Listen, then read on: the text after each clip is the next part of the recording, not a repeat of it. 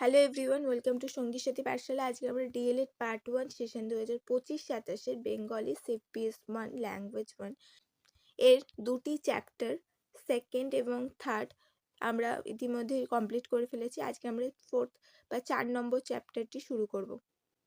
4 নম্বর chapter, যার নাম বাংলা ভাষা শিক্ষণের বিভিন্ন স্তর ও দক্ষতা বিকাশ, এর আজকে আমরা প্রথম পর্ব আলোচনা করব এবং অবশ্যই তোমরা দ্বিতীয় এবং তৃতীয় যে চ্যাপ্টারটি অবশ্যই প্রত্যেকটি ক্লাস চ্যানেলে ভিজিট করে দেখে নিও।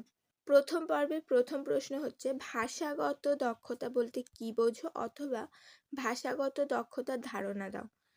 দক্ষতা শব্দটির অর্থ হলো কোনো কর্ম সম্পাদনের জন্য প্রয়োজনীয় কুশলতা বা সামর্থ্য অর্জন। তাই ভাষাগত দক্ষতার অর্থ হলো ভাষা ব্যবহার মূলক কর্ম সম্পাদনের জন্য প্রয়োজনীয় সামর্থ্য বা কুশলতা অর্জন, অর্থাৎ কিভাবে ভাষাকে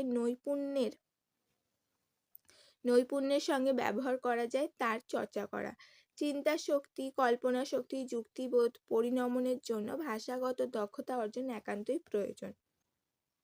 অর্থাৎ কি, দক্ষতা হলো কোনো কাজ অত্যন্ত ভালোভাবে সামর্থ্যের সাথে করতে পারা, এবং ভাষার দক্ষতা বলতে বোঝায় ভাষাকে সুন্দরভাবে নৈপুণ্যের সাথে ব্যবহার করতে পারা, তার চর্চা করতে পারা। পরের প্রশ্ন হলো, ভাষা ব্যবহার ও ভাষা শিক্ষার জন্য কয়টি দক্ষতার প্রয়োজন, এগুলো কি কি? ভাষা ব্যবহার ও ভাষা শিক্ষার জন্য মূলত 4টি দক্ষতার বিশেষভাবে প্রয়োজন হয়। এক হচ্ছে শ্রবণ বা শোনা বা লিসনিং, কথন স্পিকিং বা বলা, পঠন রিডিং বা পড়া, লিখন রাইটিং বা লেখা। এই 4টি দক্ষতা সব থেকে গুরুত্বপূর্ণ। পরের প্রশ্ন হচ্ছে, মাতৃভাষা পঠন পাঠনের কোন কোন ভূমিকা আছে? মাতৃভাষা পঠন পাঠনে দুটি ভূমিকা, এক হচ্ছে গ্রহণধর্মিতা বা রিসেপটিভ ফাংশন, দুই হচ্ছে প্রকাশধর্মিতা বা এক্সপ্রেসিভ অর প্রোডাক্টিভ ফাংশন। অর্থাৎ কোনো কিছু গ্রহণ করা, রিসেপটিভ, প্রকাশধর্মী মানে সেটাকে নিজে থেকে প্রকাশ করা। এর পরের প্রশ্ন হচ্ছে, গ্রহণধর্মিতা বলতে কি বোঝো? কোনো উদ্দীপনা বা শিক্ষণ বিষয়ের প্রতি শিক্ষার্থীর সংবেদনশীলতা, মনোযোগ ও সচেতন গ্রহণ ক্ষমতা হলো গ্রহণধর্মিতা। অর্থাৎ শিক্ষার্থীর শেখার সময় পরিবেশ ও শিক্ষণ উপাদানের প্রতি সচেতন মনোযোগ ও গ্রহণ করার মানসিক প্রস্তুতি হচ্ছে গ্রহণধর্মিতা। গ্রহণধর্মিতার প্রধান কাজ কি? গ্রহণধর্মিতার প্রধানত দুটি কাজ। এক হচ্ছে যা বলা হচ্ছে তা বোঝার ক্ষমতা, অর্থাৎ শ্রবণ বা শোনা। দুই হচ্ছে লিখিত ভাষাকে বোঝার ক্ষমতা, অর্থাৎ পঠন বা পড়া। পরের প্রশ্ন হচ্ছে, প্রকাশধর্মিতা বলতে কি বোঝো? প্রকাশধর্মিতা হলো শিক্ষার্থীর শেখা জ্ঞান ও অনুভূতিকে বাক প্রকাশ, লিখন বা আচরণের মাধ্যমে প্রকাশ করার দক্ষতা। অর্থাৎ যা কিছু শিক্ষার্থী গ্রহণ ও উপলব্ধি করছে তা নিজের মতো বাহিরে প্রকাশ করাই হলো প্রকাশধর্মিতা। অর্থাৎ শিক্ষার্থী শ্রেণীকক্ষে বা কোনো কিছুর মধ্যে দিয়ে যখন কিছু শুনছে পড়ছে সেটাকে নিজের মতো করে বলতে পারা, লিখতে পারা, সেটা হচ্ছে প্রকাশধর্মিতা। পরের প্রশ্ন হচ্ছে, প্রকাশধর্মিতার প্রধান ভূমিকা বা কাজগুলি কি কি? প্রকাশধর্মিতার প্রধান দুটি ভূমিকা বা কাজ।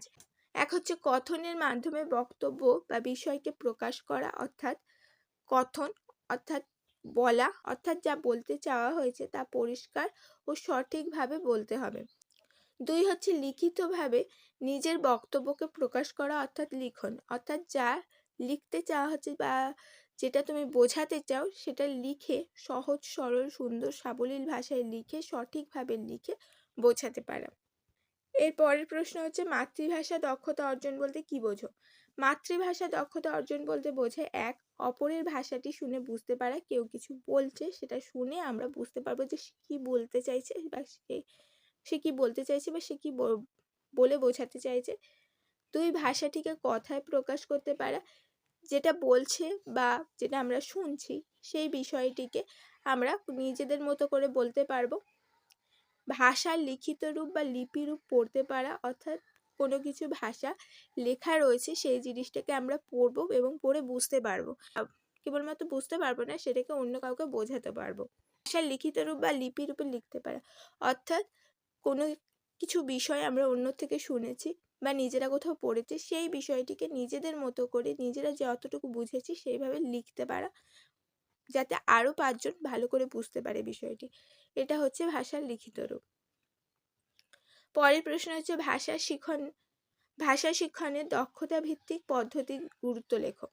দক্ষতা ভিত্তিক পদ্ধতিতে শ্রবণ, কথন, পঠন ও লিখনের উপর সমান গুরুত্ব দেওয়া হয়।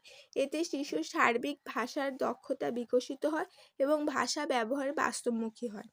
অর্থাৎ কি, দক্ষতা ভিত্তিক অর্থাৎ শ্রবণ দক্ষতা বিকাশ, কথন দক্ষতা বিকাশ, পঠন এবং লিখন দক্ষতা প্রত্যেকটিতে সমান গুরুত্ব দেওয়া হয়। এতে শিশুর সার্বিক বিকাশ এবং ভাষার ব্যবহারের বাস্তবমুখী হয়ে ওঠে। এবং শেষ প্রশ্ন হচ্ছে, ভাষাগত দক্ষতা অর্জনের জন্য কোন কোন বিষয় অত্যন্ত গুরুত্বপূর্ণ। ভাষাগত দক্ষতা অর্জনে শিক্ষার্থীর মনোযোগ, আগ্রহ এবং সক্রিয়তা যথেষ্ট দরকার। সক্রিয়তা বলতে এখানে অনুশীলন, অধ্যাবসায়, প্রয়োজনীয় পরিস্থিতিতে তাকে প্রয়োগ করা প্রভৃতিকে বোঝানো হয়েছে। এই ছিল তোমাদের গুরুত্বপূর্ণ 10টা প্রশ্ন। অবশ্যই এর আগে যে তোমাদের দুটো চ্যাপ্টার আমরা আলোচনা করেছি 2 এবং 3, সেগুলো অবশ্যই চ্যানেলে ভিজিট করে দেখে নিও।